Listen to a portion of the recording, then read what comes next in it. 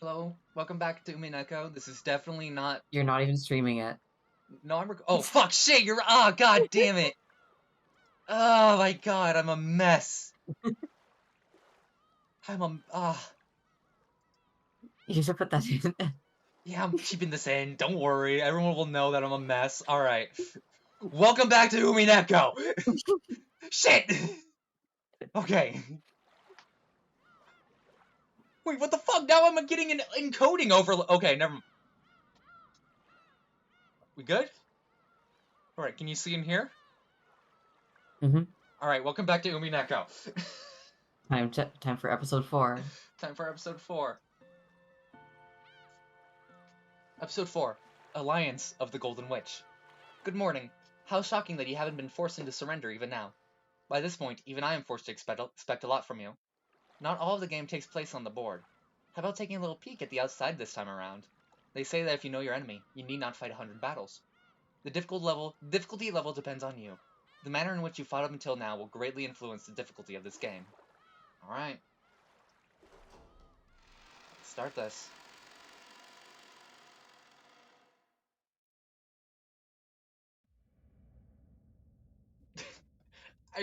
I love this. Like, this story's fucking obviously fictional. That's so funny. Like, dude, are you kidding me? This is very obviously fictional. Just look at it.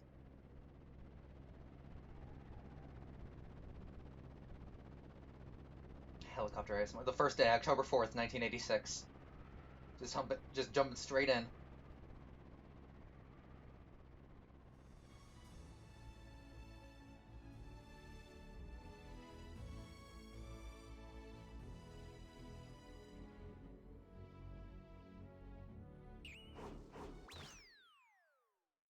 What?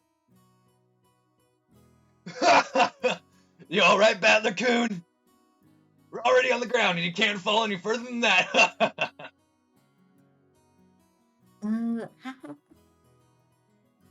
Fall. In the lobby of the Nijima airport. Sorry, I forgot that it's called Nijima. And I was like, wait, this isn't Persona. Maria dashed around in excitement. Battler's uproar on the plane must have been hilarious. Maria! Get that out! I'm sorry, Battler-kun. Please don't take it badly. What a pathetic guy you are. Even with that huge body, you still can't handle vehicles. Ah, shut up! All humans have one or two things they can't handle. I mean, the larger you are, the harder you fall. Yeah. Battler-kun, why don't you come with your aunt on an overseas trip sometime soon? Why, so you could kill me again? How about Europe? I'm sure you can manage a half-day trip on a plane. Stop it, Mother. Battler-kun's dislike for vehicles is probably genetic. Oh, you mean Asuma-san? That bitch. It's just... Oh. For some reason, she just couldn't handle vehicles. Pretty much anything other than a bicycle or a car. Whenever we tried to go far away, that one was so annoying with the not this, not that.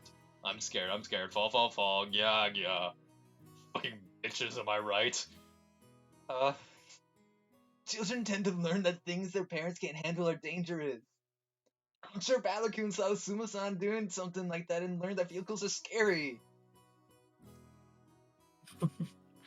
So it's Asuma-san's genes then, is it? That bitch. Who knows? Those would be some pretty annoying genes. Your first wife! That's enough talking about Asumu. Kyrie fucking hates her, and I don't want to be on her bad side. Right now, you're the one who's here. Right? She's gonna do something to me.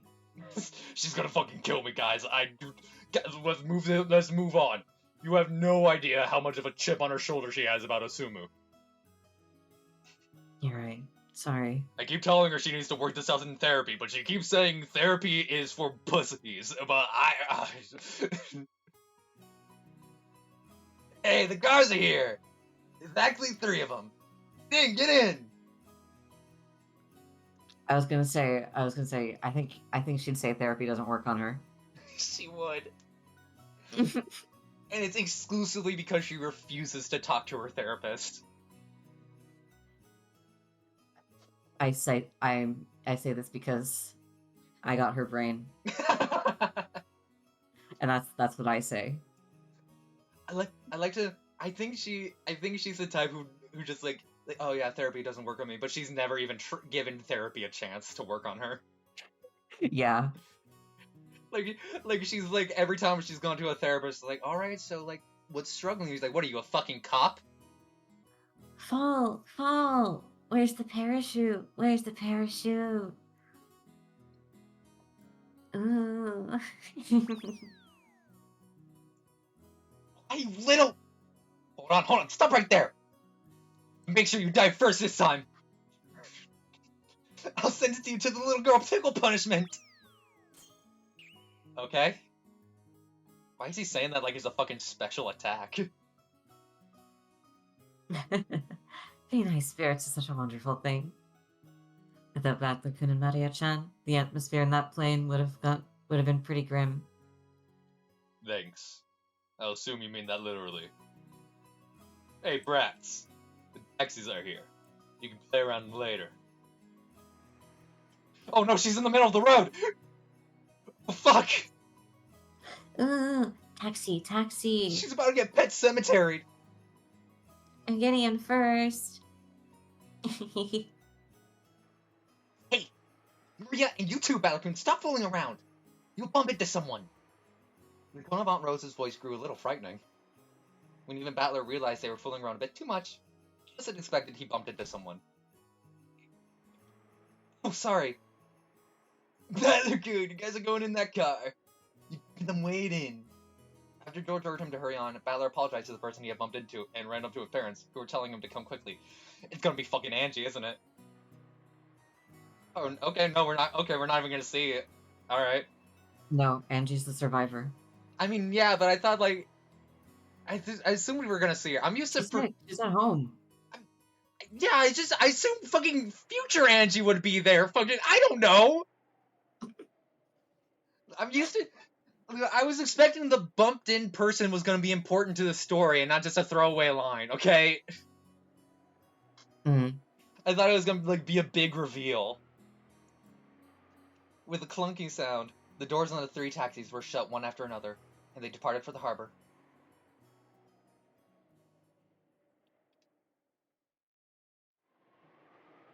As their taxis dashed away, the entire world grew suddenly dull, and slowed to a halt.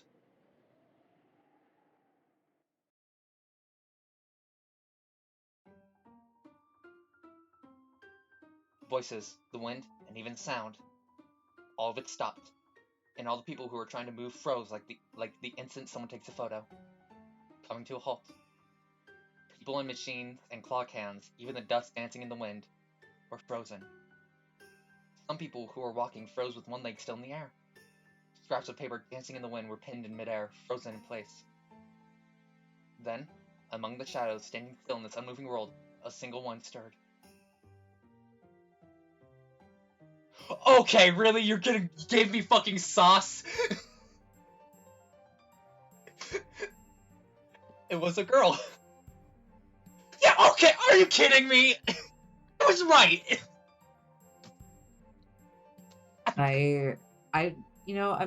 I'm just forgetting and misleading you. You don't have. I'm having fun. I can't believe you gave I'm me having fun sauce. arguing with you. I can't believe you gave me sauce about something I was completely right about. I actually had completely forgotten about what had happened, and I was just arguing with you for fun. Oh my god! Like, in a silly way. You can cut that out if you. No, we're keeping it in. Okay. That was fucking hilarious. Okay. The girl Battler had just bumped into.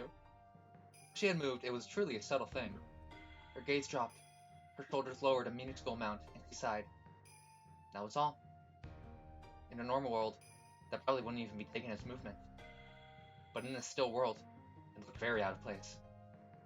Then, something else moved. It was a black cat wandering around the shadows near the rexy rink. Oh, I wonder if there's a cat girl we know about who that could be. It came up right behind the girl, and leisurely changed its form to that of a human. What a shock! This was no cat. It was a witch. Of course, the girl was also a witch. As the witch stood still, her gaze still downward, she muttered, I can't stop everyone from going to Rokkenjima, can I?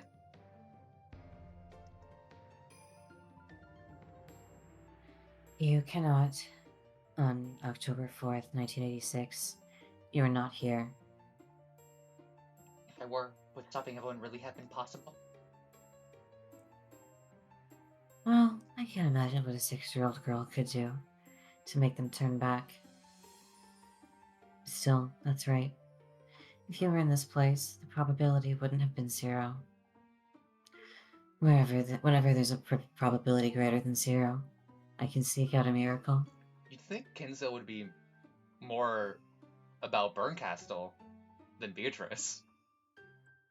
Though I guess they didn't want to make an old man obsessed with a little girl, so you know what? I'm glad they stuck with Beatrice. Maybe I don't think he knew her. Yeah, that too, but still. If I hadn't been sick, and they hadn't left me behind. With her head facing downwards, the witch tightened her fists. They were trembling very slightly. You were sick in bed starting October 3rd, 1986, and Beato's game board is sealed off starting October 4th. You were not given a chance to avoid getting sick. In other words, it would normally be absolutely impossible for you to enter her game board. Thanks for being patronizing. I know that. I know that just seeing father, mother, and Oni-chan healthy like this, even that alone, is a spectacular miracle. Angie had tried to stand in the way of her family, attempting to stop them from leaving the airport and heading towards Rokkenjima. However, it was impossible for her to exist in October 4th, 1986, so she couldn't do it. Even though her brother had only bumped into her and apologized, even though he hadn't realized she was his own little sister, it had been such a miracle that she could cry.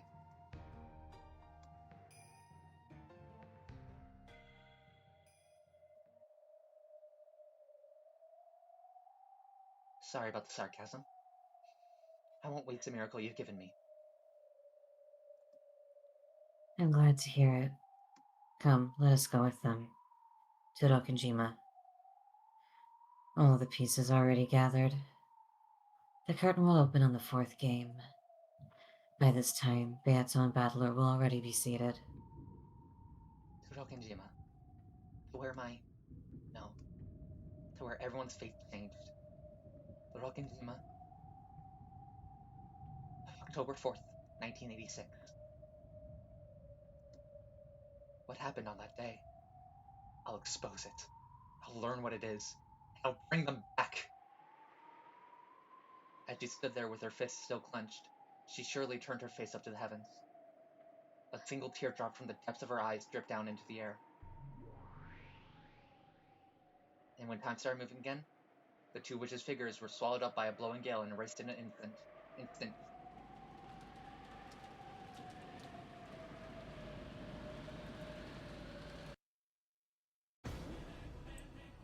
Hell yeah. Can't wait to see copyrighted on the upload of this episode. Oh my god, it is slow this time.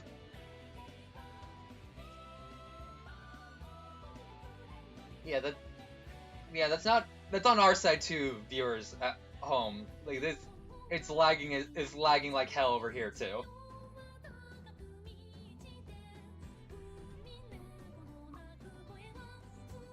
I love how this is supposed to be like an epic anime style opening, but they only have PNGs of the characters, so it looks like a movie maker thing. Mm-hmm. It's great. I love it.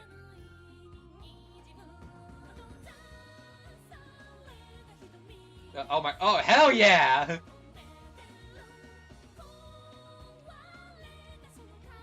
Wait, no, not that part! What the fuck? Why did they show that part? Why not? Hey guys, remember this week though? It's a recap.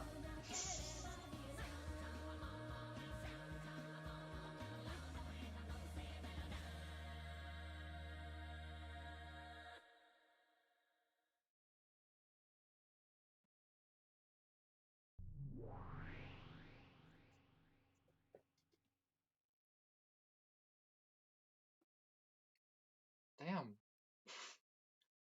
Oh, okay, this is where we are. Good morning, milady. My, you do appear to be in a good mood. What a pleasant awakening you seem to have had. What do you mean, Pleasant Awakening? I was so excited I couldn't sleep a wink. After all, the curtain is rising on the fun fourth game. It seems that she truly had been so excited that she hadn't gotten any sleep. Did she show absolutely no signs of lacking sleep because she was young, or because she had the mind of a little kid? Ronove chose Age not. Professor Beato? Spotted. Ronove chose not to say that out loud, and left a poo instead. I really ran that battler into the ground last time. Ah, the look on his face when he was like, "You tricked me." That was so pathetic. Even so, is that guy still feeling down? I would be. Feeling down, you say? Well, that's right. That man's a bit too trusting for his age, isn't he? I think you're just a bit too heartless for your age. Indeed. Although you could call that his charm. Ain't it the truth? Ain't it the truth? Well, speaking of which, didn't he totally fall for that one last time? Yes, totally and splendidly. You violated the purity of one never deceived since the time of his birth, as well as his rosebud-like innocence all to your heart's content. Even the joy of dashing across a field covered with beautiful new snow on a winter morning and trampling it completely wouldn't even begin to compare. Didn't you take Alexandra's innocent heart, and quite thrillingly, splendidly, atrociously, mercilessly, and unculturedly go just a little too far? And you insulted him to the highest degree, enough to make one uneasy. Most people will be crushed after something like. Is Ronove on Battler's side? It's like. Like, oh my god! So much so they wouldn't want to see your face ever again. I know that much. I also, thought that if he was too disheartened to join us at the table, even though the fourth game is finally starting, that would be such a pain. So I came to you thinking that it'd be better to prepare a countermeasure for that case beforehand. I love that it kind of implies that Ronove is like fully on Battler's side. He's like, dude, what Beatrice did was fucked, and I'm a demon. Like,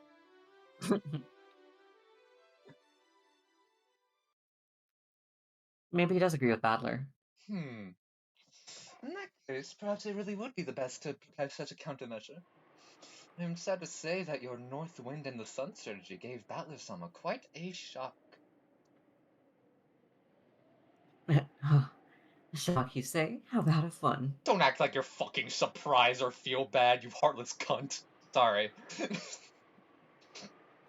I've lost a Yeah, you're still mad about it too. I've lost a lot of sympathy for Beatrice. Even though I mentioned this after recording that it did look like she's hiding something. Like it did look like she's not fully on board with the tricking thing. Like it looked like she had a lot of hesitation.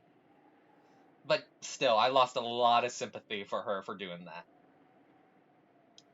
Beata lowered her voice slightly, asking timidly. Ronove followed suit and lowered his voice in the same way. In truth, he has been crouching and clutching at his knees for some time now. I spoke to him several times, but he did not answer. I also brought him some food, but he never even touched it. That is troublesome. Is he really feeling that down? I'm gonna kick her ass. Are you kidding me? It is only natural. After all, you... Ro? Lee? Beat him down, milady. That would make most people start to distrust humans. Oh, distrust of humans? How convenient. Let him give up on humans and trust witches. Oh. Sorry, I shouldn't fool around too much. Beto had tried to joke about it, but the situation seemed to be quite serious, so that even she took the hint and hid her laughter. Damn, dude! Is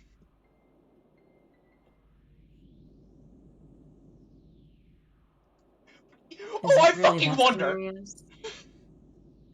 Should we wait just a little longer before beginning the fourth game? Are you fucking kidding me? Lady Berncastle's guests will be arriving, so it may be best to open the fourth game quickly. However, perhaps you ought to show a little concern for Battler's feelings, my lady. Concern? Show concern, you say? How should I do that? He's feeling down, so... I'm hearing the fucking anime style comic relief music playing. What is she about to say? That's right. Shall I cheer him up? When a person's heart is dark and closed off, interacting with them in a dark manner gains you nothing. Your only option is to shine with a brightness stronger than the dark.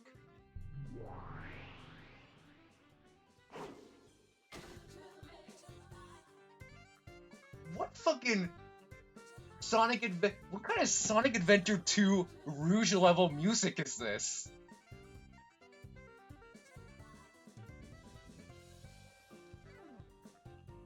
Sorry, I'm Do rocking. you I'm enjoy rocking with it? this. Yeah, this fucking rules. Yeah. Come in, quit messing around! Yeah! The coon over here! A croissant baked by Runaway-sama would be wasted on the likes of you! Why don't I enjoy it myself? Battler's stomach involuntarily growled at the fragrant smell of the croissant. His breakfast plate was empty, but Battler hadn't eaten any of it. The biggest glutton of the Seven Sisters of Purgatory, Beelzebub, had waited for Runaway to leave and then come to snatch the food away. Battler had noticed, and they've been really noisy ever since. Even though Beelzebub only had to give it back immediately or else throw it into her own mouth right away, he intentionally ran around in circles, making fun of Battler. Give my burgers back, damn it! Give it back now, I'll let you off with a single flick to the forehead! Just you try, idiots! 2 flicks to the forehead! Whoa. What, are you gonna eat me up instead? You're not Asmodeus, dude, what the fuck? They're all horny for him. Yeah, if you think you can, just try it. Bet it'll be as sweet as honey pancakes. Ah!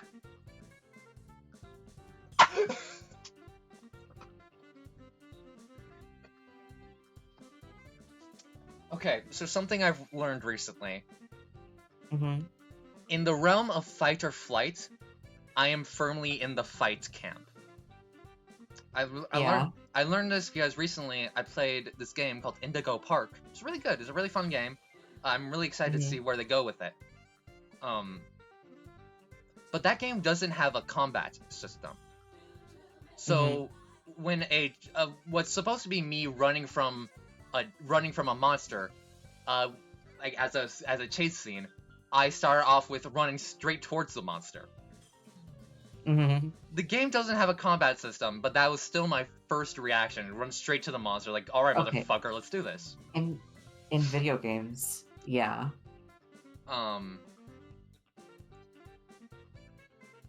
Yeah, because did you assume that but in the game did you assume that that there was a fighting option? No, that was just my instinctual reaction. Run straight to the monster. Okay. All this to say, this sprite of Battler activates my flight response.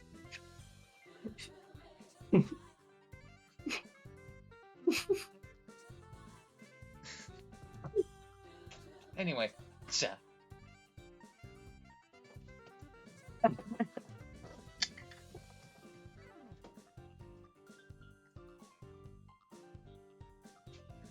God damn it, Battler!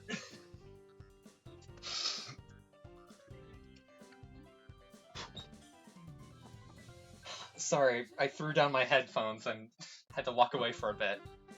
Mm-hmm. Alright, this is gonna be on the internet forever. Gotcha! Right now I want to eat that bread even more than your thighs. A good girl, give it here.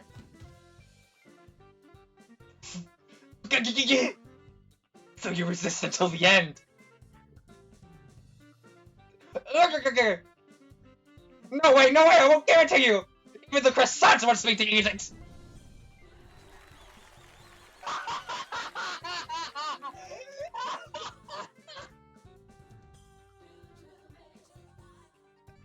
The fucking audience cheering sound effects! Yay! Yahoo! Good morning, Battler. Are you still moping so early in the morning? It's the beginning of a new day and a new game, so let's get our spirits up.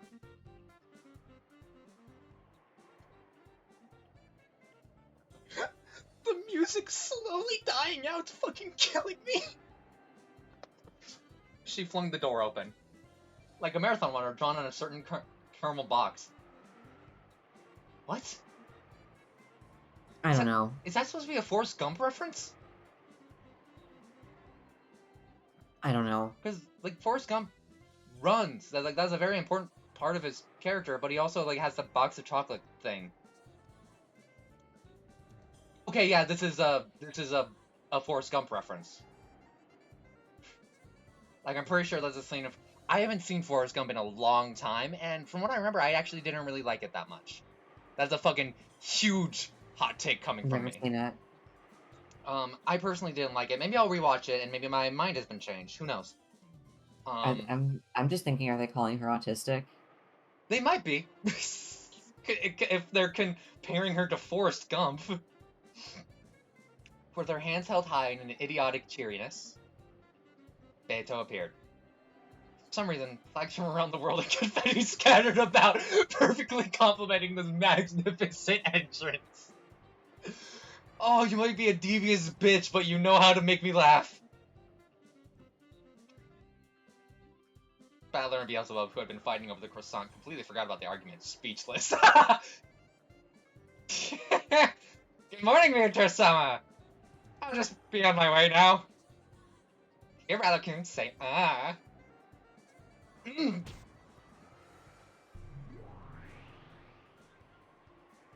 Women love torturing him. Hey, morning, Beto. I definitely wasn't flirting with your furniture there. Glad to see you're cheery this morning. God, that'd be fucking hilarious if at the end, like, Beatrice fully has, like, a redemption arc and, like, actually does become a good person and, like, falls in love with Battler, and Battler gets with Beelzebub. I'm just gonna say, I ship Battler and Beelzebub so far. That's my ship. Glad to see you cheery this morning. Beto and Battler looked at each other. Neither had a clue what was going on with the other. Battler? Oh, what's going on, Monove? He looks totally fine, doesn't he? He isn't clutching his knees. And he's answering.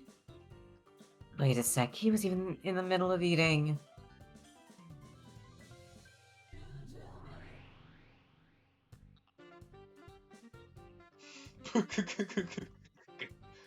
Oh no, he was sleeping like a baby in his futon, clutching his knees. I informed him that it was time to wake up, but he just wouldn't rise. I tried to feed him, but it seems that a naughty cat wandered in, and I prevented that. How the fuck am I supposed to voice that laugh?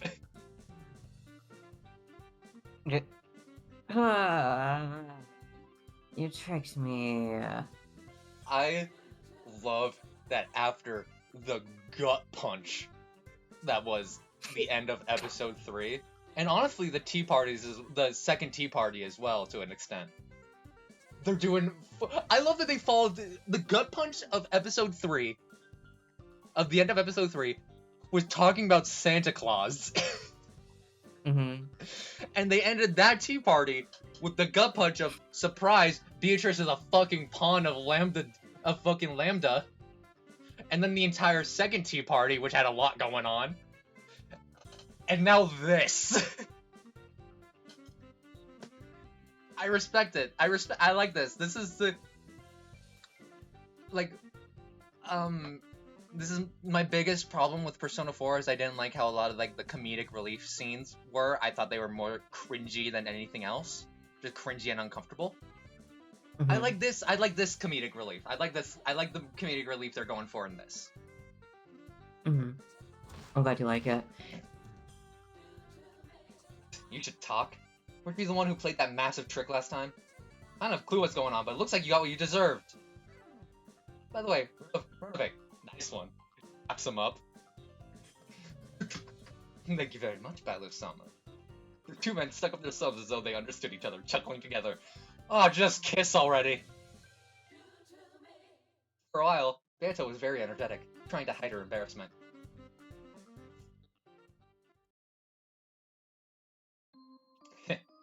Don't take me so lightly. You really think I'd still be hiding in a corner, holding my knees? And who was that person crying their eyes out in frustration that last time?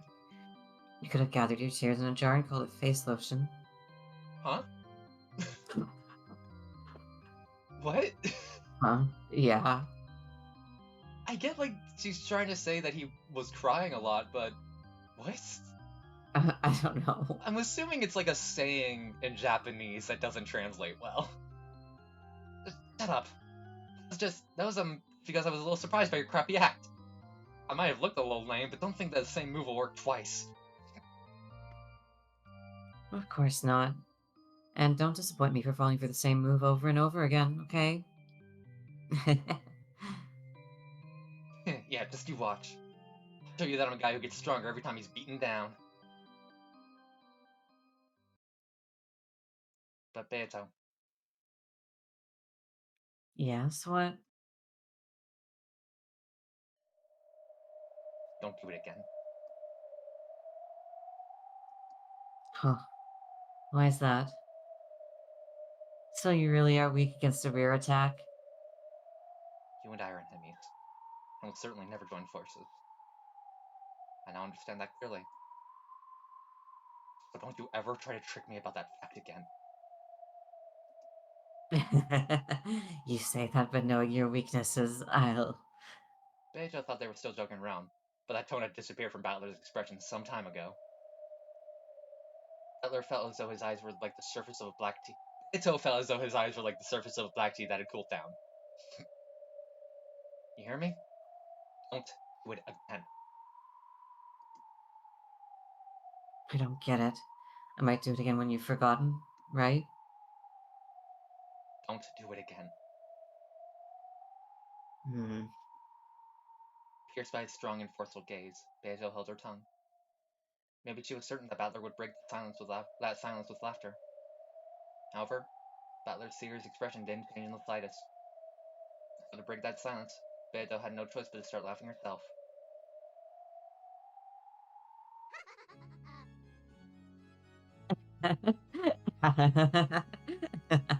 Very well. You and I are worthy opponents. No matter how friendly our relationship, we'll never be more than a pair of enemies. If you have not mistaken this, that is enough for me. That's right. I almost forgot you were my enemy for a second there. I won't embarrass myself like that again. I won't fall for your rear attack again. Never again.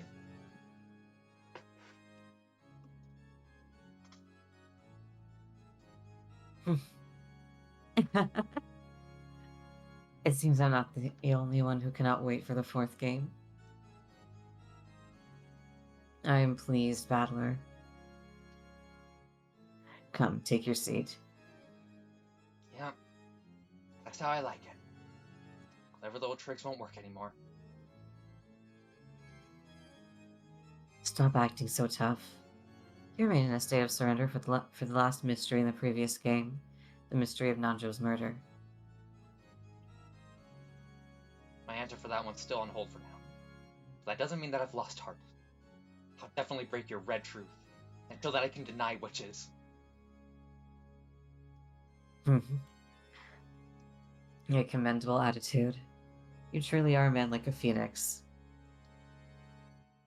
Don't betray my expectations. Now I got Phoenix by Fall Out Boy stuck in my head. With that, let us raise the curtains on the fourth game. Before that, it seems we must welcome a new guest. I hope. You know, I've heard I've heard some people say his hair looks like a bird, so I see it. I hope. I hope Angie shows up and she's like full stereotypical anime little sister mode. I think that'd be so funny. Just the complete fucking heel turn from how she was previously.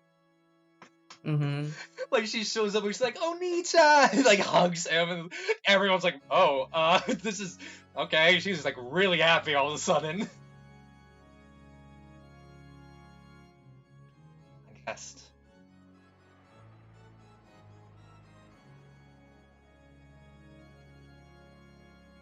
You remember as well, correct?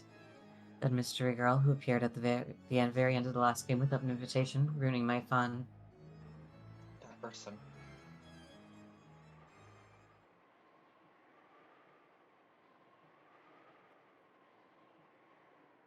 She says she wants to join our game.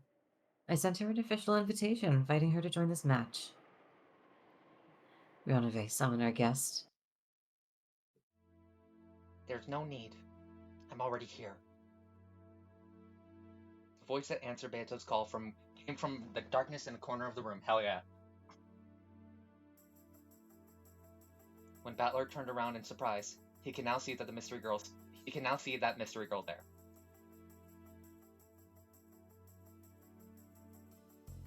My. How rude. All you had to do was greet us as soon as you arrived. I don't make a habit of talking to people before punching them. After I punch is a different story, though. Huh, and what would you say? Good night. Have a nice dream. But in English, you can tell that because of where it's in parentheses. Or, not parentheses, you know, like those weird caret things? I don't know what these are called. Anyway.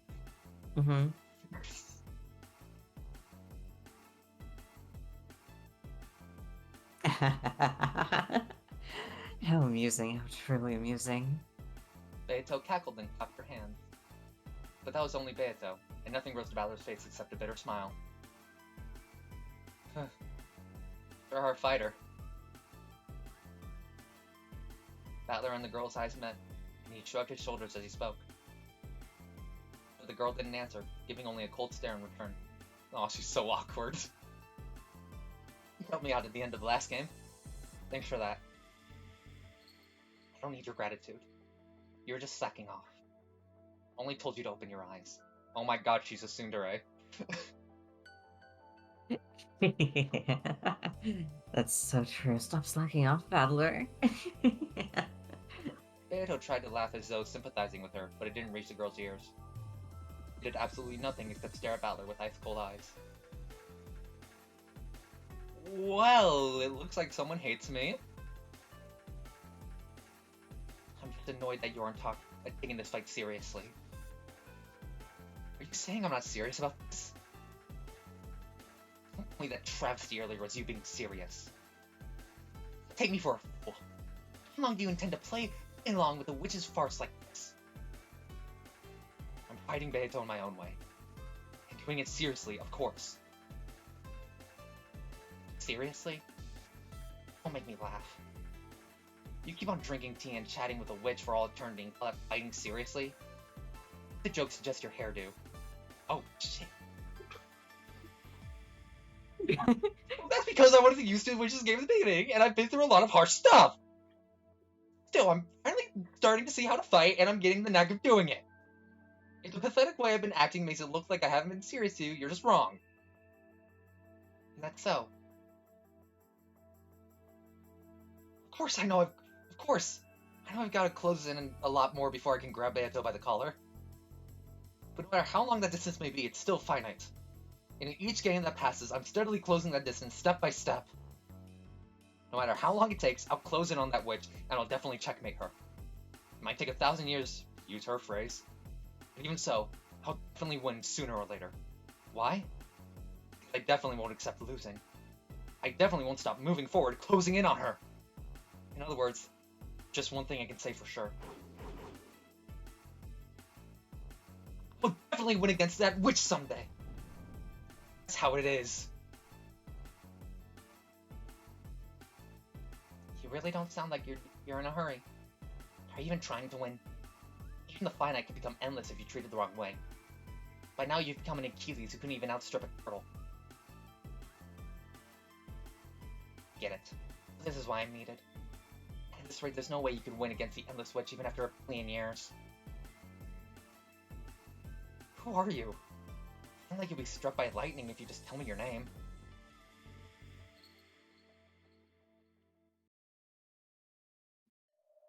At that point, the girl fell silent, gazing straight into Battler's eyes. At first, Battler faltered under the firmness of that look, and his gaze wavered slightly. But then, his eyes gradually began to be sucked into the pupils that were staring at him.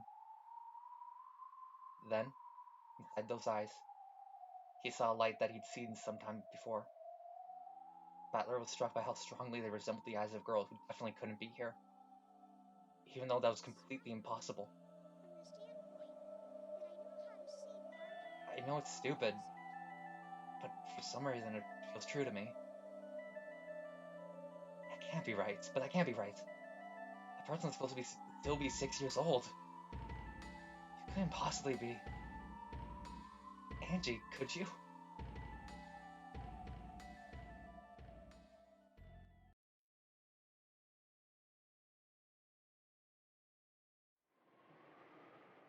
If I were to say that's right, would you believe me?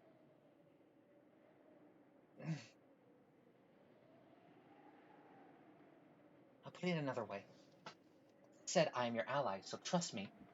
Would you believe it? Would you unconditionally trust some unknown girl you're meeting for the first time just because she looks a little like someone you know? It's because you're such a softie that you got tricked so easily in the last game and cried so bitterly. You said it yourself. That kid is 6, right? I look like I'm 6? If I were to claim that I'm the kid despite that, would you just swallow that story? If you say it like that, there's no way I can argue back. Sorry. That's right, I am a softie. It should have been made clear to me after the last game. This is heartbreaking. Is that what you meant when you said I wasn't being serious? Yes. You may think you're fighting against a witch, but you're just getting along with her and playing. You're just playing at fighting in a friendly game of chess. That may be a serious contest for you two. But looking at it far away, I only see you playing around and following the rules like your good friends. That's harsh. But as long as you're unable to win at this game, you won't be released from this place. That's why I came. I came to bring this game to its conclusion. You claim that you're closing in on the witch, but you're just like a hamster running around in a wheel. Oh, one of those. Those things that run around and around place night after night. At a glance, you might think that running around in a wheel is endless. The endless witch Beatrice. It's just like you. He thinks he's fighting, but he's actually just running around in a wheel while making a fool of himself. This isn't a game. This is nothing more than a cage to shut him up in for all eternity. Huh. You liken my endless to something like a wheel that a mouse plays in. Interesting.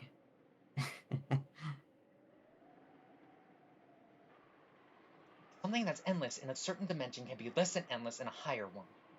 The fact that a Menger sponge has infinite surface area only matters in a world of less than 3 dimensions. In the 3-dimensional world of reality, it has 0 mass. Not only is it not endless, it doesn't even exist.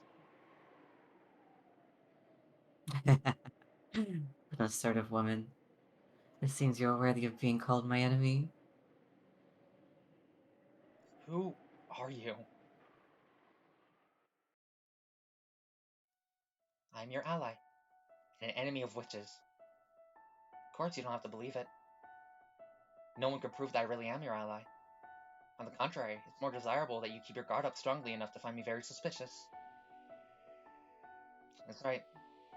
That time ended up pretty bad. I've got to at least be that careful. I don't plan on getting tricked twice. This is heartbreaking. This is heartbreaking.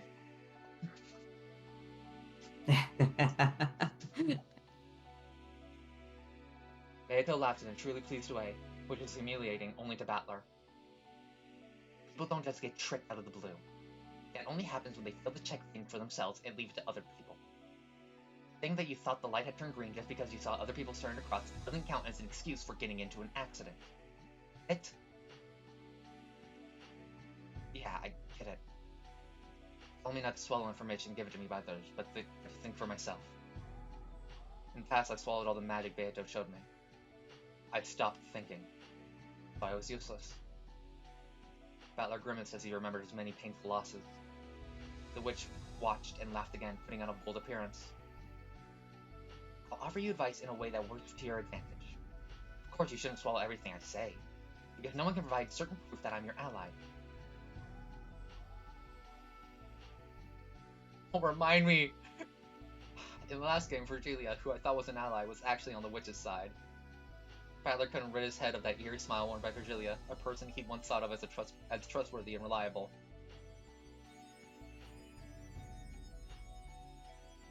So I don't need you to unconditionally trust me. You might as well take my advice as nothing more than an opinion to be considered.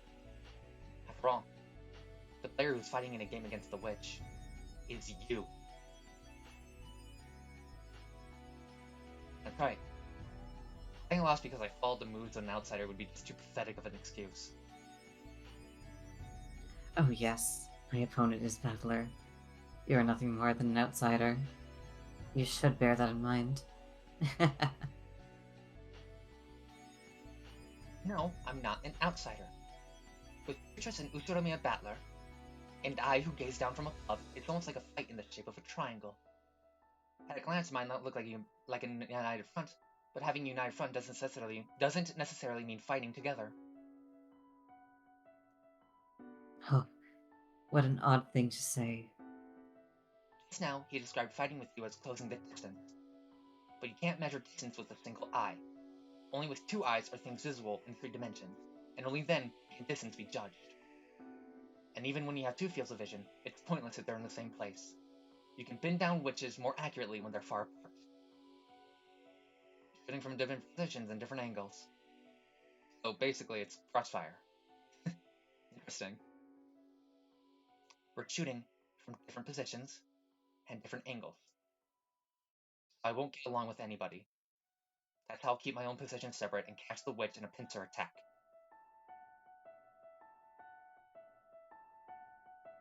Are you okay with this, Battler? This girl may actually be an ambush I set up, right? She might just be saying something plausible to gain your trust, right? Maybe. She's been saying that over and over again herself. Of course, I can't blindly accept her advice. As to whether she's worthy of trust or not, I can think for myself and make a decision. As long as I don't stop thinking for myself, I won't be tricked by anyone again. What confidence of Shiromiya, Battler? After you've said so much, it makes me want to trick you all over again, you see. I can't wait to see what kind of face you'll make when you realize you've been duped once more. How pleasant. Looks like you know my name, but I don't know yours. Tell me. For a while, the girl remained silent, without changing her expression even once. She looked as though she couldn't decide whether to say her name or not, or possibly, as though she was deciding on the name she'd say on the spot.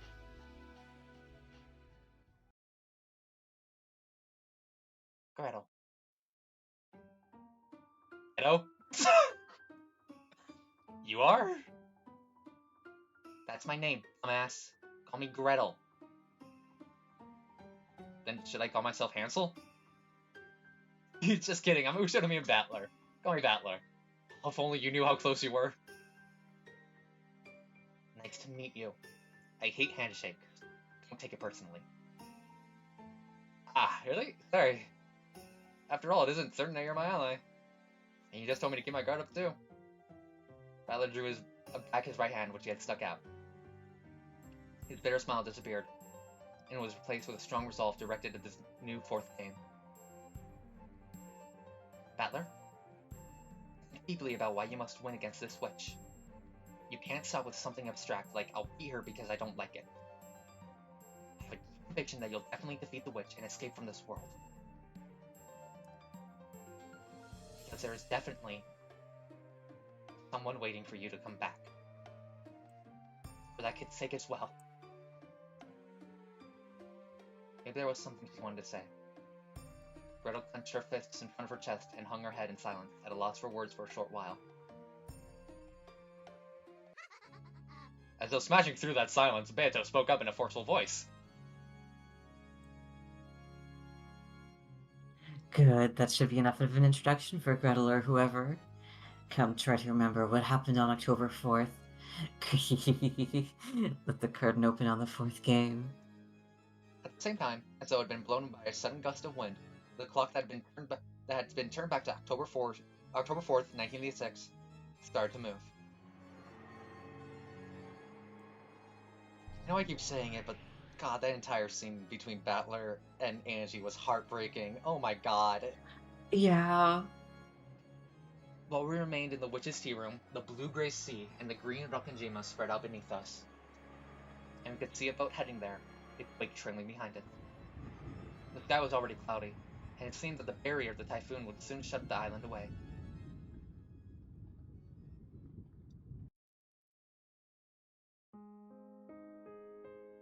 Hi, remember me. There was the boat docked in the harbor, and Goda helping to unload it. Then, once all of its passengers had disembarked, the boat began to separate from the shoreline. The relatives were gradually swallowed up by the island. Looks like you're as cheery as ever, Maria. Maria-chan, you'll trip if you aren't careful. Look out! And a fall, sing. The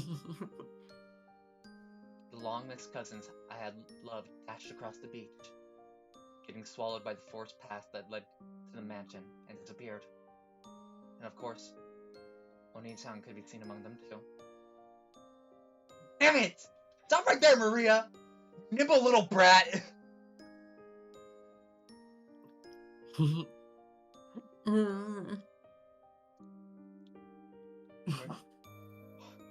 Maria One-chan, whom I'd loved, started dashing, and Oni-chan chased after her. They were swallowed up by the forest. Following them, father and mother were also swallowed up.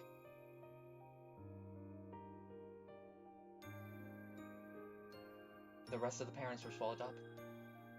They were swallowed up, leaving only me behind.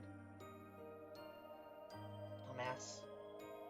How long are you gonna joke around and play with a witch in a place like this? Come back quickly, Oni-chan. Leave me all alone. And realize how cruel and lonely the world I'm isolated in is. Welcome to Rokkenjima, the island you all know and love. Or do you? Alright.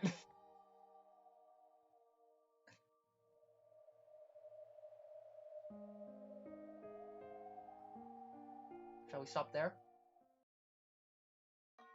Oh.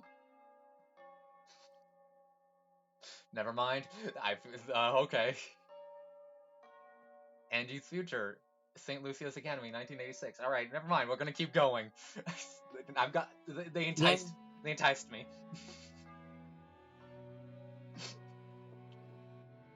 Good day to you. You. A fucking Hylian shield? Like, what the fuck, right? Is that the fucking Hylian shield on her arm? No, it's not. But, yeah. It looks like it. How many fucking Zelda references today is that? Good day to you is the standard greeting used here. No matter how many years pass by, the style of greeting still feels very awkward. Even though I responded to the greeting in order to stifle that awkward feeling, the classmate who had spoken looked at me blankly. Huh? Huh? What's that? It seems you're mistaken. Their choice of words and manner were certainly what you'd expect from a school for rich girls, but the actual meaning was as innocent and cruel as you expect from kids of that age. It seems they found it funny that I mistakenly thought the greeting was directed at me. No, it might be the opposite. Maybe they didn't know how to react after being suddenly greeted by a gloomy, quiet kid like me. No, judging by the gazes of my classmates, who were looking this way over their shoulders and whispering to each other, it looked as though some of them considered this refreshing morning ruined. I was dark, because I was disliked. So trying not to get in the way of everyone's refreshing morning anymore, I stooped lower and entered the classroom, almost like I was cutting through the aisle in a movie theater while the movie was running. This is an all-dorm school, St. Lucia Academy. It's not a school that anyone can get into by taking a test. It's a hidden rich girl school, known only by a select group of celebrities from various fields. Lofty nobles who truly wish their daughters could be raised like saints.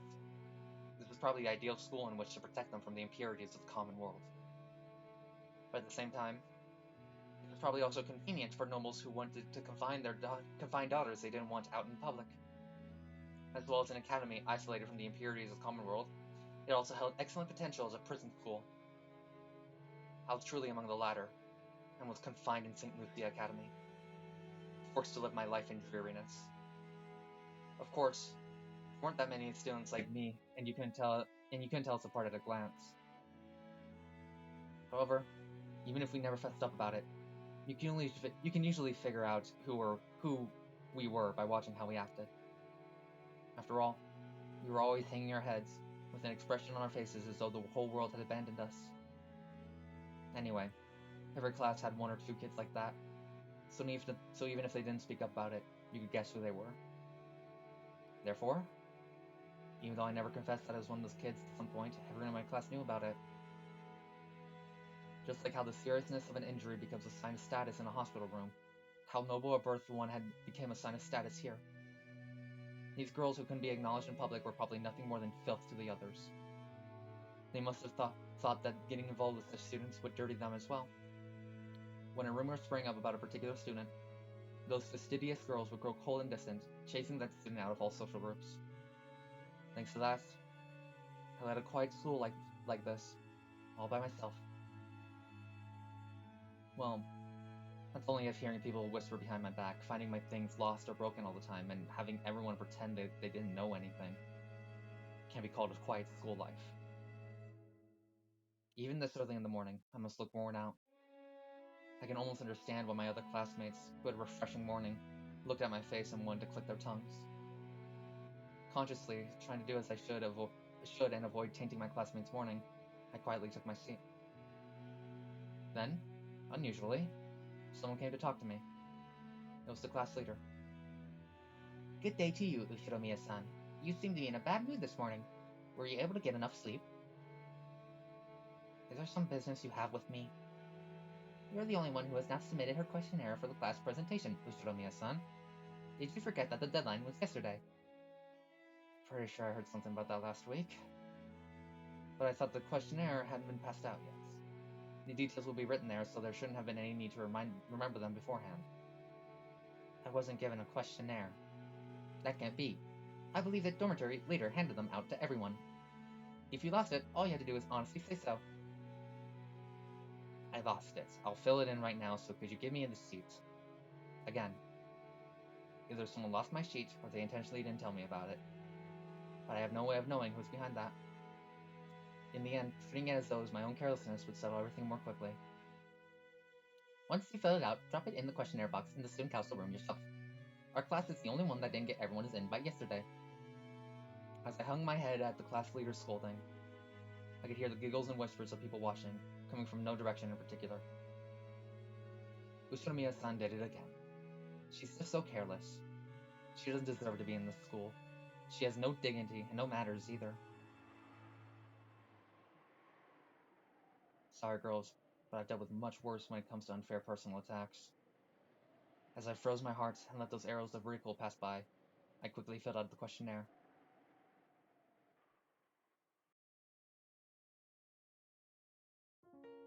When I learned that father and mother and Oni-chan, and all the rest of my family had died, I was at the house of my grandpa on my mother's side.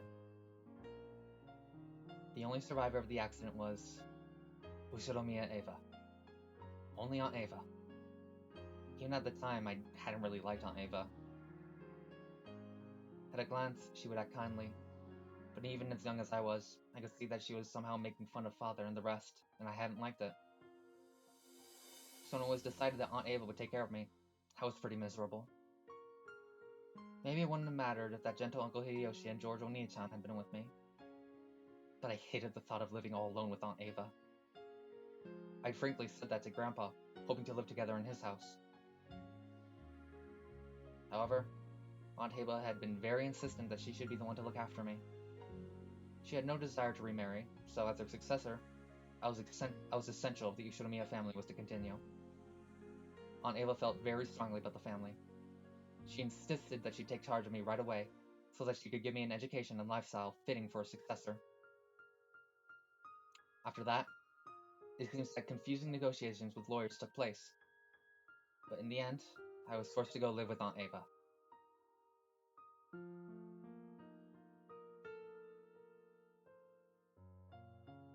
After doing that, Aunt Ava told me something.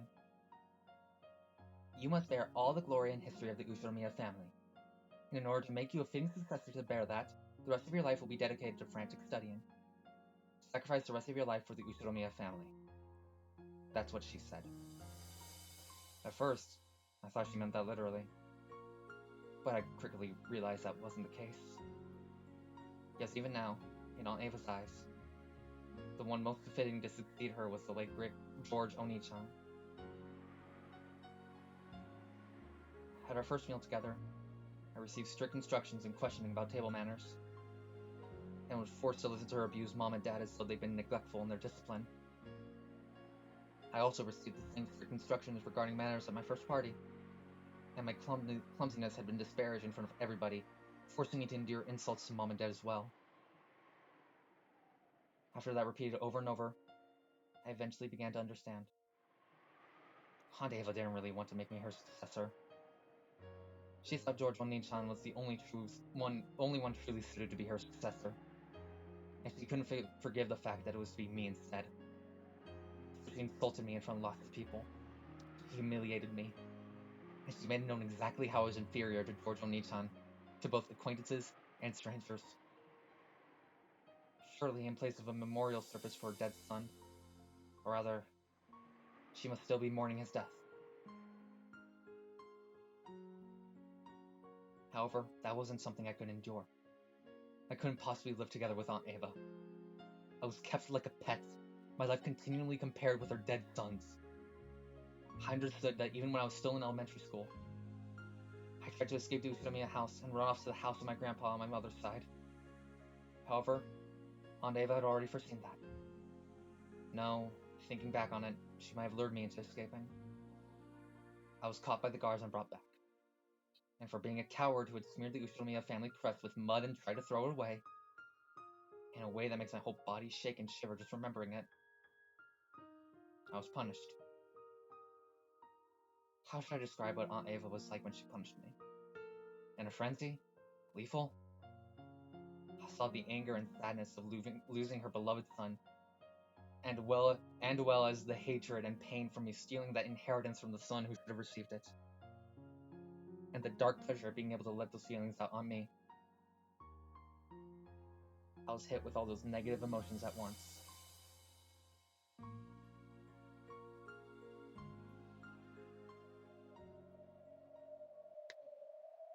Then, all of my free time and freedom to act was stolen, and I was put under surveillance around the clock. I may have lived in a gorgeous mansion, dressed in expensive clothes, but my heart and my dignity had been trampled upon, and I was the Ushiromiya family's slave. Its cattle. Compared to that lifestyle, the derisive laughter of my classmates here was calm and pleasant. It caused my heart no trouble.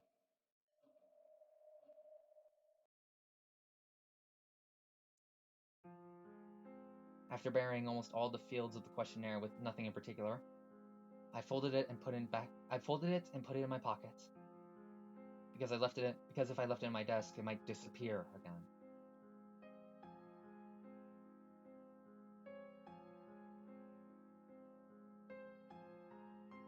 During lunch break, after dropping it off at the poke box in the student council room, I finished lunch by myself, as usual, and headed behind the school building, where no one could be seen. Only my time by myself could protect me from the derisive laughter and gossip. Since I was hated and didn't have a single friend, my time alone was the most kind to me. After checking the surrounding bushes to see whether some malicious classmates were hiding and threatening my time of quiet, I finally relaxed the tension from my entire body, knowing that I had gained some true peace. Then, I let out a sigh. It faltered, heavy, as though it was the first time I had breathed out today. My old favorite place behind the vegetable garden storehouse had been found out by my classmates, and I'd been teased. So this was my new lunchtime hideaway. There was nowhere to sit behind the school building. As I crouched near the wall in the shadow of the bushes, I opened my bag and took out a book with an elaborate, old-fashioned binding. Just glancing at it, you'd probably think it was a religious book or something written in the Middle Ages. But this wasn't a book. It was a diary. Of course it wasn't my diary. There weren't any special things worth writing about in my daily life. Every single day was just gray, cold and dry. In those completely unchanging days, there aren't any changes worth writing down. This was the diary of Maria One-chan, a girl I've been very close to. She'd been a bit strange and 3 years older than me, but One-chan was always a warm, wonderful cousin. She'd always grab me by the hand and let me join in on some fun game. I remember that being able to see her was the most fun part of our family gatherings. When I opened the diary, the characters, which were made fairly skillfully considering that this was an elementary schooler, were packed close together, though they were written on every other line. Was she just hopelessly obsessed with jotting everything down in her diary? Probably not. To her, writing her daily life down in a diary was probably like having a conversation with another part of herself. If only you knew how true that was. So rather than an object on which the events of her day were written down, Maria One-chan's diary was written like a letter to another part of herself, telling of the events of that day. I found this diary among her belongings after her death and secretly took it home. At first, I'd felt that reading someone else's diary might be boorish, and satisfies myself with just keeping it at my side. But I couldn't help flipping through the pages and reading through it bit by bit. And by now she had become my only friend. I gently opened to the page with the bookmark.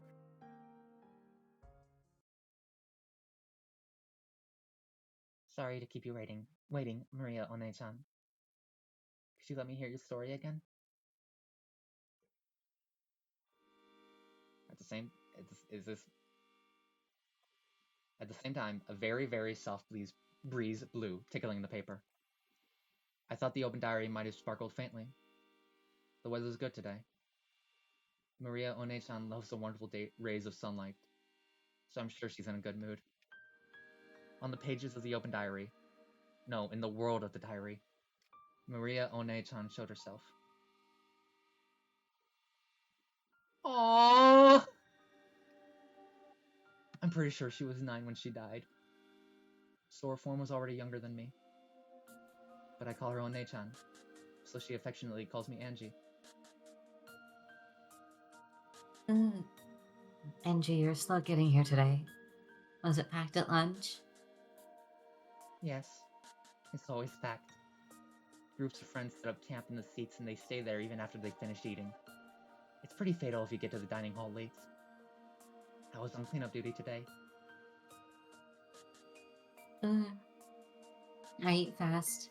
The faster you eat, the more you can play. Maybe she realized I was holding a grudge because that duty had been forced upon me, and I shortened my lunch break by a bit. Maria One-chan brightly changed the subject. Grateful for that act of kindness, I responded by saying I was a slow eater. Maria calmed me down, saying something about teaching me the trick of eating fast. I read about it in her diary.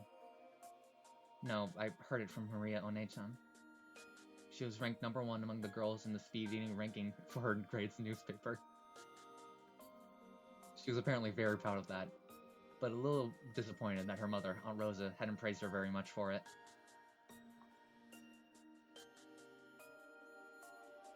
Then let's start our story for today. How far did we get yesterday?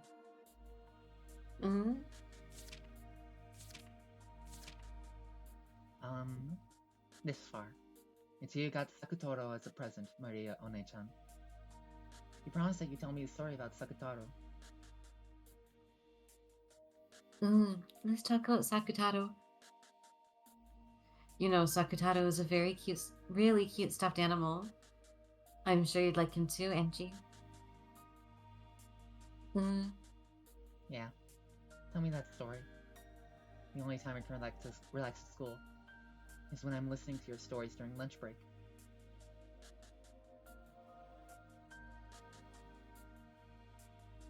I'll tell you about it. Sakutaro was really, When I looked at Maria One-chan, who was always in a good mood, it made my heart feel warm as well. As I listened to her tale, I began to get absorbed into her world.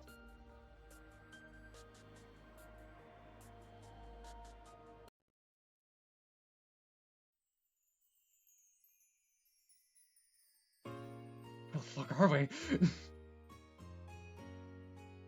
What? Happy birthday, Maria. Sorry I got back so late. Oh my god, that outfit's so cute! Good job with your work, Mama. I know you're busy, so even though you were late, I waited without crying. I was good and waited watching TV. Yes, you're such a good girl, Maria. As a present for waiting politely, you can order anything you want today. Of course, only as much as you can eat, okay? Today can I change my corn soup to onion gratin soup? Maria usually lost some points with me for liking soup. Yes, that's fine.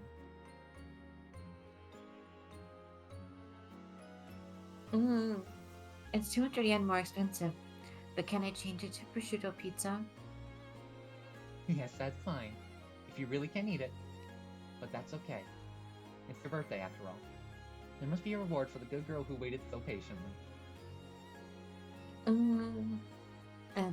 Then can I have enchilada cheesecake for dessert? And then the chef's choice fruit salad and kids' french fries? I want to drink melon soda too. I'm a good girl, Mama praised me.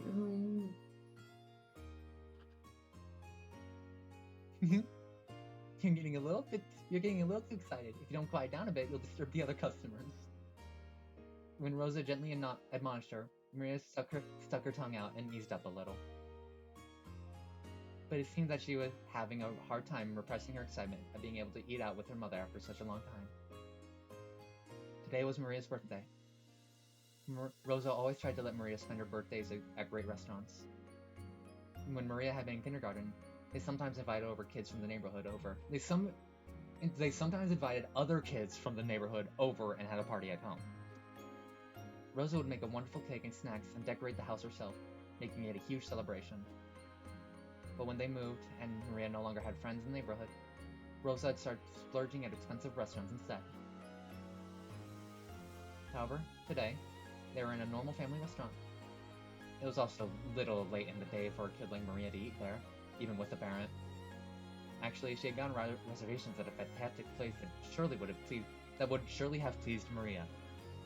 Of course, she had also prepared a wonderful cake with Maria's name written on it, but Rosa just hadn't been able to finish up her business, and had been forced to cancel. Since that plan had been traded for a local family restaurant, Rosa felt a little indebted to Maria. So she was preparing to spoil Maria a bit and let her have whatever she wanted tonight. You never used to eat much, did you, Maria One-chan? Was it really alright to order that much? I can't eat very much, but I like to have a lot lined up. You know, like on birthday table. If it's colored all over with red and blue and green and yellow, it makes you really happy. You're right. Having your birthday table be colorful can make you feel happy. Birthdays at my place were no match for yours, Maria One-chan. But the cakes we bought at the Fumiya store in front of the station were always gorgeous. Angie thought back to her own Maria. God! I can't talk! Angie thought back to her own birthdays nostalgically. Even though Dad was busy, he sometimes came home just to show up at my birthday party, and then went right back to his company. That time I was sad, but now I understand how important I was to Dad. Of course, Mom always took very good care of me. It's almost like she was sticking it to someone. In particular, her birthday presents were always in excellent taste, and she sometimes arranged for them several months in advance. Even though we always sent an invitation to Battler Oni-chan, he didn't get along with Dad or something, so he kept not coming. So when he did come, I was really happy. The birthday parties when the whole 4-person family gathered made for fun memories that I'll never forget.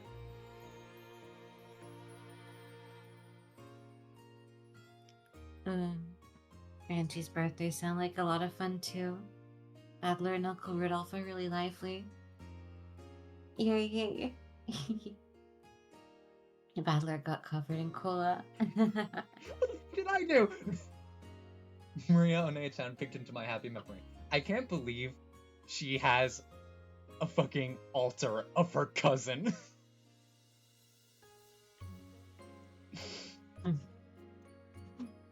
Mm-hmm. Oh my god. As I sat quietly wearing the origami helmet that Dad had made for fun, I was a little embarrassed.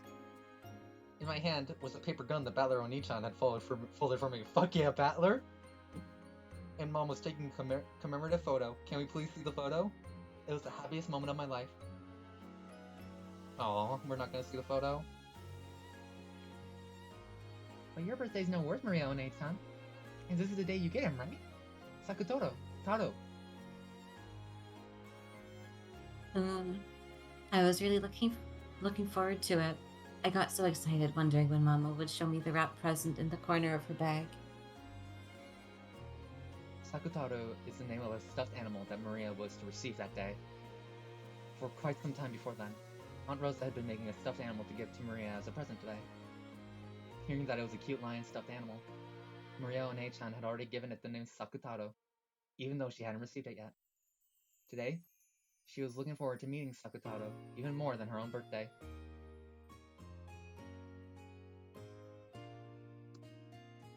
Aunt Rosa ran a clothing design company. It seemed to be some kind of brand name. What was it? Anti-Rosa? Sorry, I keep getting the encoding overload thing.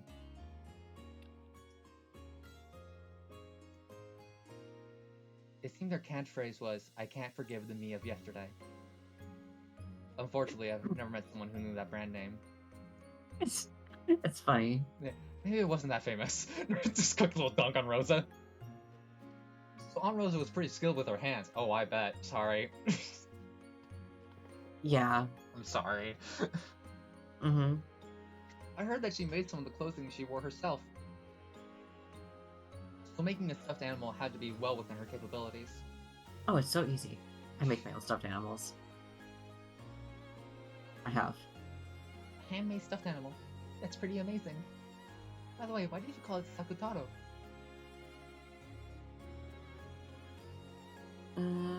Actually wanted to call it Sakura, but it's a male lion, so she told me to give it a boy's name. Ah, goddamn, Rosa. Maybe the lion's trans. Yeah. So I added a boy like Taro and called him Sakutaro. Eventually,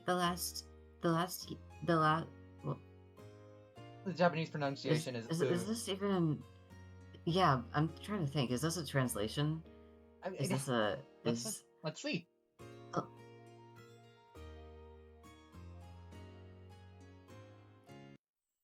Another tangent. It really didn't like that I did that. Yeah. Yeah, it looks like so. Sakura.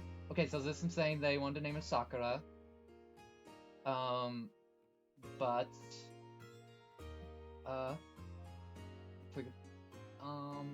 says it was a boy lion. And then Sakutoru Toro. Saigo no yeah, it's saying the last fell off. Damn. I was able to do that? Oh my god, I'm doing. That's crazy. Oh my god. Alright, now time for it to wait an hour so it can switch back to English.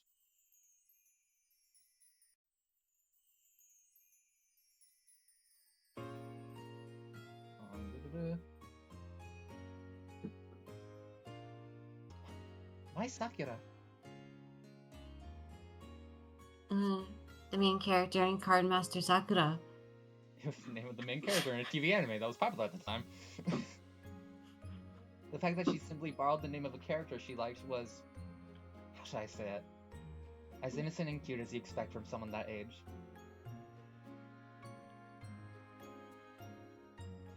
Mama, still no Sakutaro? I want to let Sakutaro join in on my birthday too. Presents always come at the end, right? If you open it now, it'll get dirty. Hold on until the meal's over. Then I'll finish eating quickly. As soon as she proclaimed that, she started tearing into her meal. Aunt Rosa got mad at her, saying that was rude. It seemed she expected this would happen right away. I also thought that, given how straightforward Maria was, that was probably what she'd do. So it was kind of pleasant when my expectations weren't betrayed.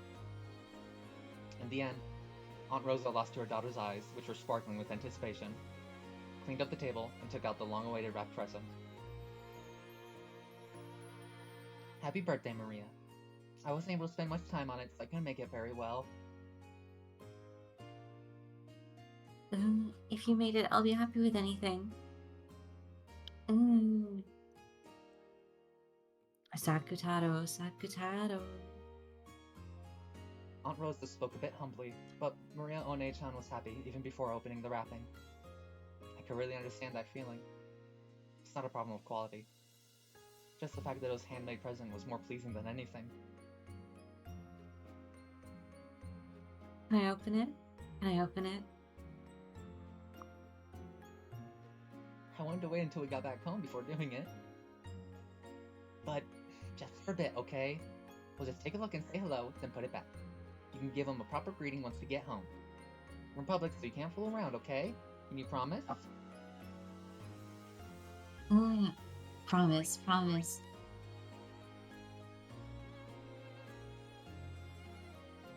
So can I open it? Mama. Maria opens it and it's like that scene in Smile. Have you seen Smile? I have. Okay, so you know what I'm referring to then. Yeah. Yes, that's just for a bit, okay? Yay!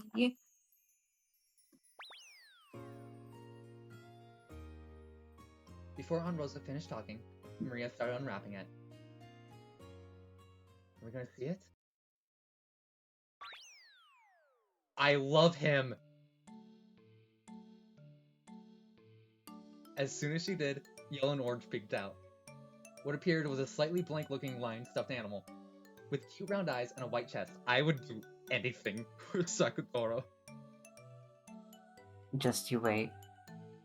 Oh no? It was about the size of a small pillow. Should I be worried?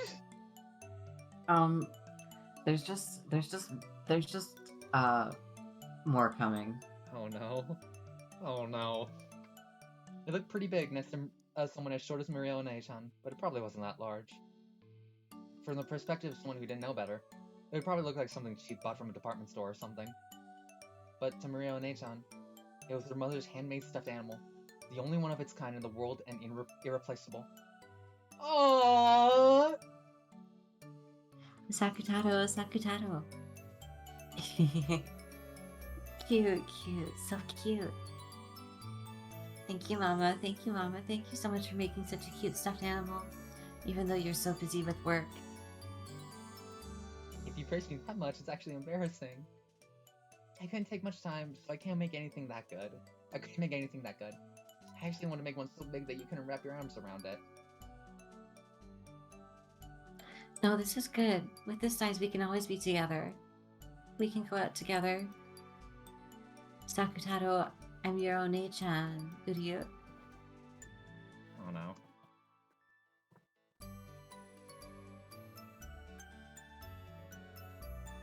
He really is an adorable stuffed animal. So this kid is Sakutaro, your best friend.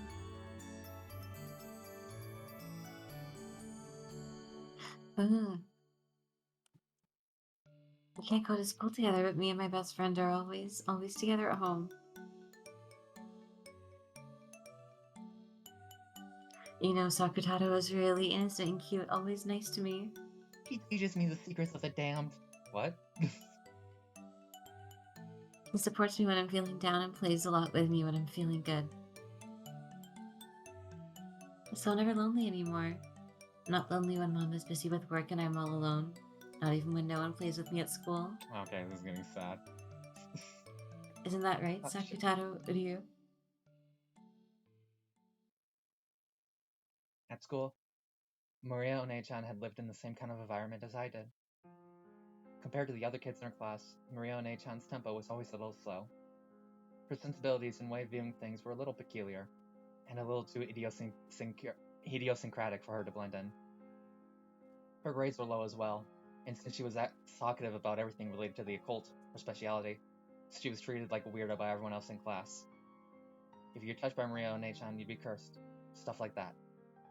Apparently, everyone in class acted like she was disgusting, made fun of her, and avoided her. What the fuck?! If a boy bumped into Maria One-chan, he'd start rubbing that part against the other boys as if he got some scum on him. They'd pick up her stuff like it was something filthy and chase the other boys around. What the fuck?! It seems the girls thought even speaking to her was unpleasant. So they ignored her all the time, only giggling and sneering at her whenever she made a mistake.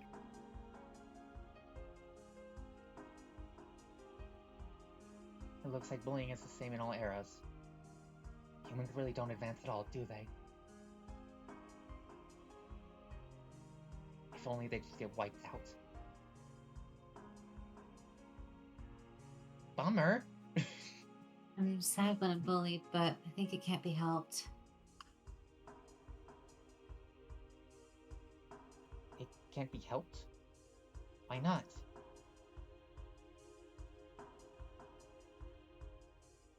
After all, there's a rule that says every class has to have a single bullied kid. That's a horrible rule.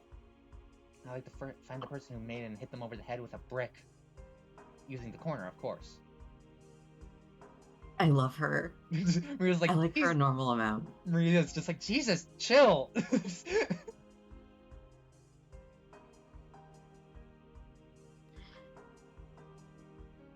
If I wasn't there, then there'd surely be a new bullied kid chosen in my place. By staying strong, I can protect that kid. As she said that, she smiled faintly.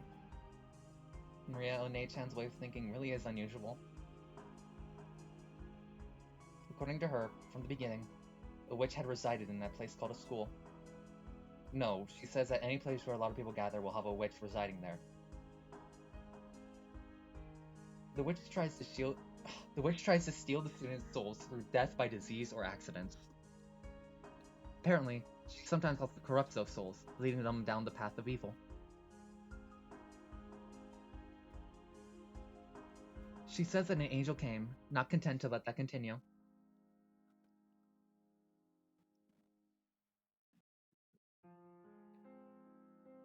And the angel? Tried to finish off that witch. The witch was powerful, and the fight took 7 days and 7 nights. But even then, it still wasn't over. Is Maria just making Hanukkah again? Or wait, Hanukkah's 8 days, isn't it? I don't know. I'll look it up. Shit. Neither of us are Jewish.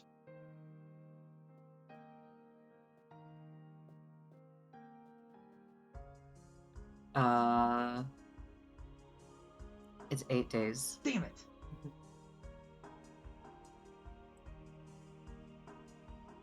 The tired out witch asked for a truce and proposed this. I heard about that one before. Until now, I've made half of the students in the class become sick or injured. But in exchange, I protected the remaining half of the students from sickness and injury. Therefore, if one in the class becomes a sacrifice to me and is made into the bully kid, I shall protect all the other students from sickness and injury. Right?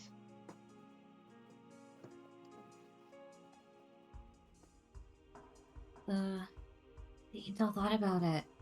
Compared to half the class meeting with misfortune, having only one person be unfortunate would be much better. Damn, this angel's a dick. They often are. Then, the witch said that she'd protect the safety of all the other students, using her powerful magic. If there are 40 students in a class, and the 20 victims are reduced to 1, then 19 people are saved. It's actually a reasonable proposal. I wonder if there's some theme behind this fairy tale. Damn, maybe she is kind of just like me.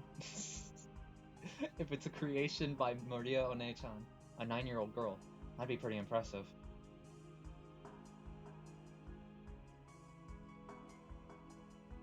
The angel decided to accept that proposal.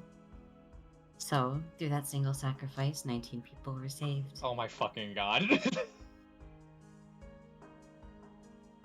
That's why my role is important. The witch is protecting 19 people.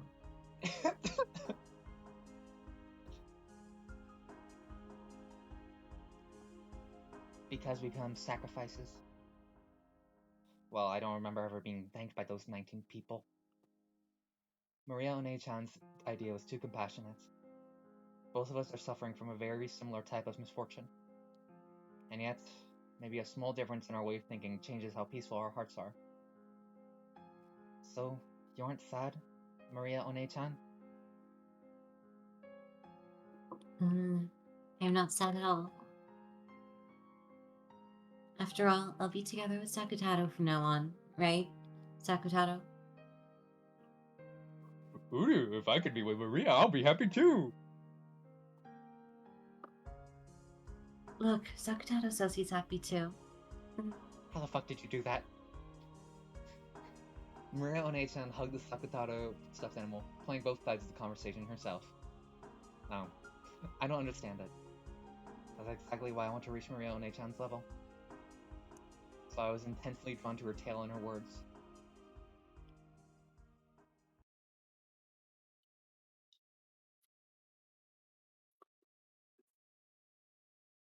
Edgy? Is it tough because you're all alone?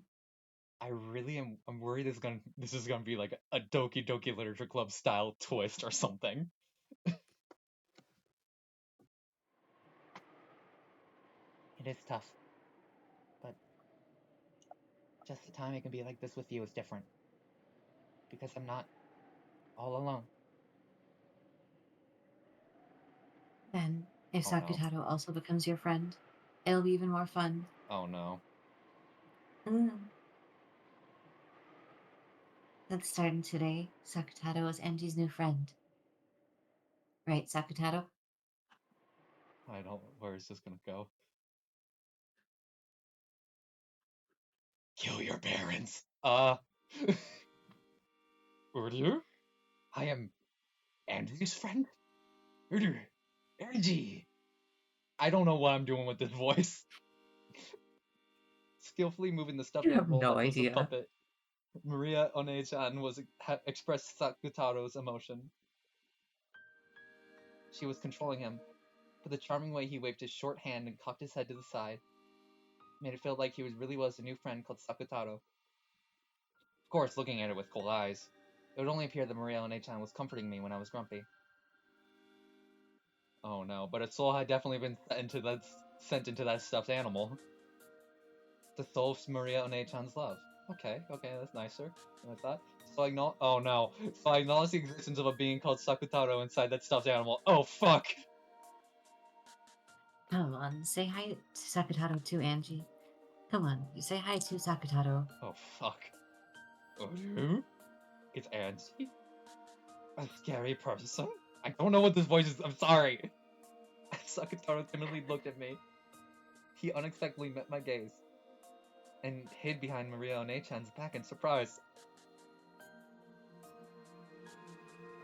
Maria One-chan really is good at playing with stuffed animals. I don't— Shit.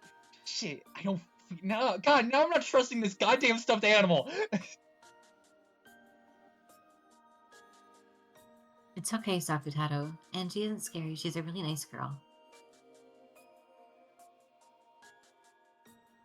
Hello, I'm Sakutaro. Dear. Pleased to meet you, Sakutaro. I'm Angie. I'm glad to have a new friend. Held out his hand as though asking for a handshake, and Sakutaro's short hand was stuck out to me, lightly touching my index finger. After all, when a human and stuffed animal shake hands, their sizes are too different. This greeting by touching each other's fingers was our handshake. The pact has been signed. Now Angie and Sakutaro are already friends. 2 people are more fun than 1, and 3 people are more fun than 2. You? Sorry. Maria One-chan had given the name Sakutaro to the stuffed animal she was to receive on her birthday, and it warmed and expanded his existence in her heart for a long, long time.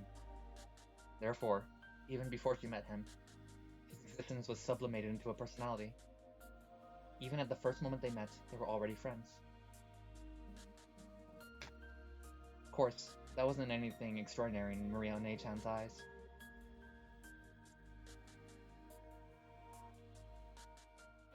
Although I don't think she'd personified and loved anything quite as much as Sakutaro.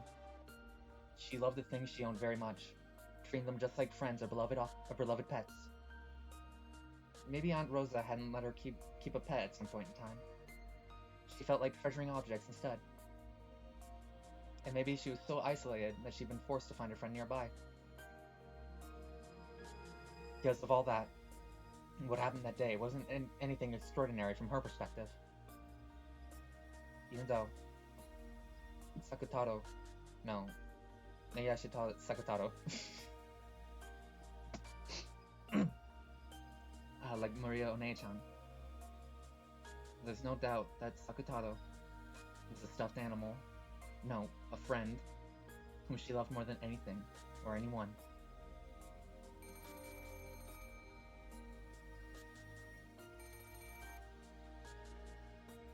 Hello? It's Mama. You're in a good mood. Is a friend over? Playing with Sakutaro. Sakutaro, knock it off. Oh no. It was already about 9 o'clock at night. Rosa had asked this because this wasn't a good time to have a friend over, and she'd been just a little surprised. But when she thought about it, Maria didn't have any friends who would come over to play, did she? Okay. Even so, to think that she'd have so much fun playing with that stuffed animal. Rosa was very pleased that Maria had liked her birthday present so much. Sorry, Mama just can't get her work finished tonight.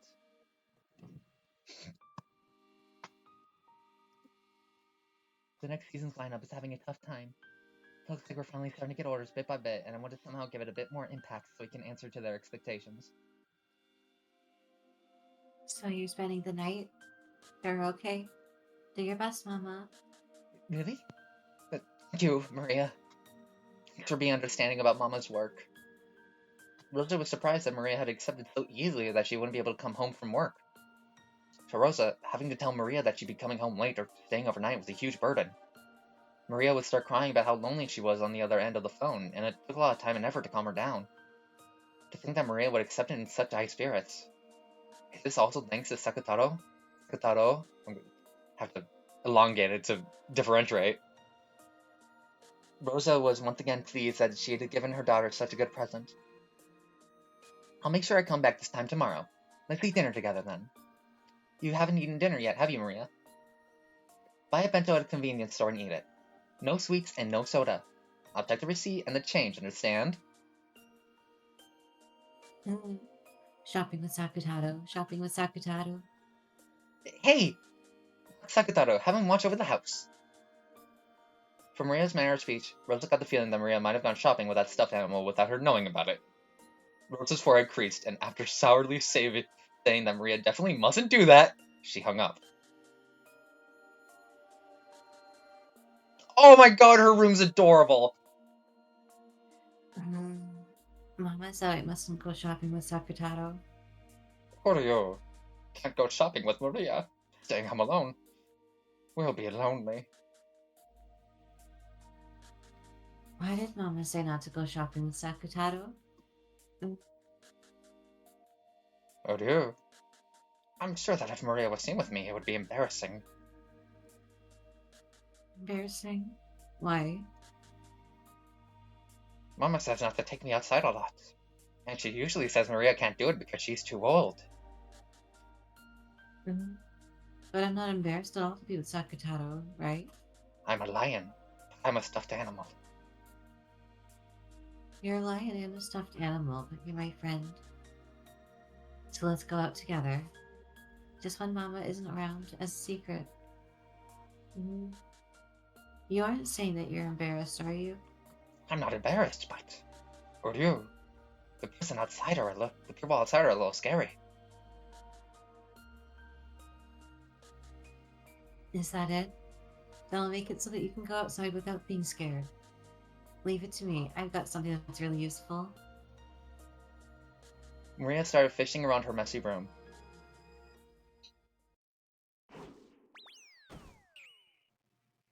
Rosa often told her to clean it up, but Maria apparently didn't like doing it. However, Maria herself knew more or less where everything was. So much so that if it were to be cleaned up, she would have trouble finding where anything was. Here it is. Hey, look, Sakutaro. A knapsack. Maria profoundly held it up high. Sakutaro looked at the knapsack, which was gaping open, squirming as though saying, "Are you serious?" Maria, you aren't saying. This way we can go shopping together, and Sakutaro won't be scared. I don't know why I inserted the word grocery in there. Tired. Maria held Sakutaro up and started stuffing him into the knapsack. At first, she tried to stick him in head first, but then he'd be upside down and suffocate. So she pulled him out and tried pushing him in again first. Oreo! Tight, cramped, dark. Oreo!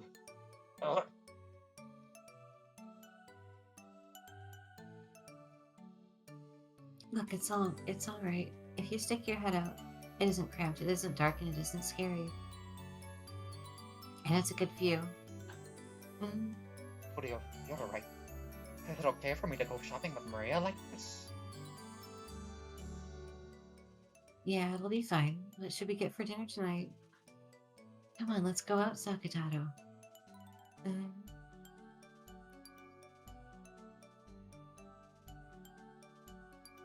Okay, we're gonna stop there. I didn't realize this flashback or flash forward would take so long.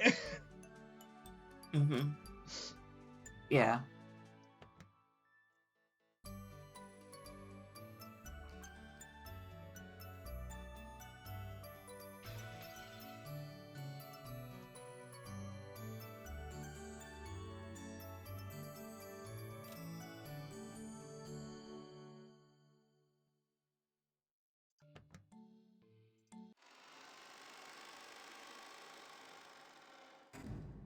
Everyone in this game is plural for real.